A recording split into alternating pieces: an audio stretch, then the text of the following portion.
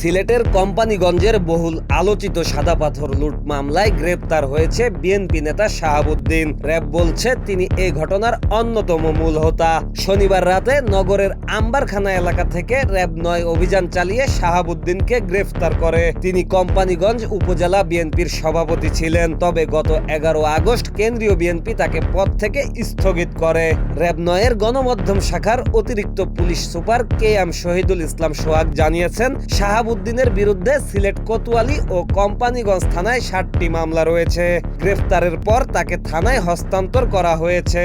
আজ ভোরে পাঠানো র্যাবের এক সংবাদ বিজ্ঞপ্তিতে বলা হয়েছে, গোপন সংবাদের ভিত্তিতে রাত 11:15টার দিকে নগরের কুমারপাড়া এলাকায় অভিযান চালিয়ে শাহাবুদ্দিনকে গ্রেফতার করা হয়। গত 15 আগস্ট খনিজ সম্পদ উন্নয়ন ব্যুরোর দায়ের করা মামলায় তাকে গ্রেফতার দেখানো হয়েছে। মামলায় অজ্ঞাতনামা ১,০০০ থেকে ১,৫০০ লোককেও আসামি করা হয়। র্যাব জানিয়েছে, গত ১ বছরে কোম্পানিগঞ্জ ও গোয়াইনঘাটে অবৈধভাবে বিপুল পরিমাণ পাথর উত্তোলনের ঘটনা ঘটে।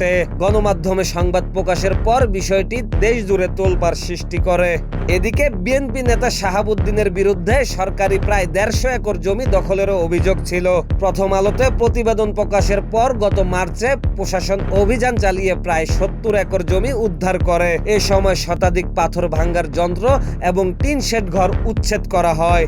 ঘটনার পর জেলা বিএনপি তাকে কারণ দর্শানোর নোটিশ দেয় এবং তদন্ত কমিটি গঠন করে। প্রতিবেদনে তার ও স্বজনদের জড়িত থাকার প্রমাণ মেলে। এতে দলের ভাবমূর্তি ক্ষুণ্ণ হয়েছে বলে উল্লেখ করা হয়। সাদা পাথর লুটে জড়িতদের বিরুদ্ধে আইন শৃঙ্খলা বাহিনীর অভিযান চলমান রয়েছে বলে জানিয়েছে র্যাব।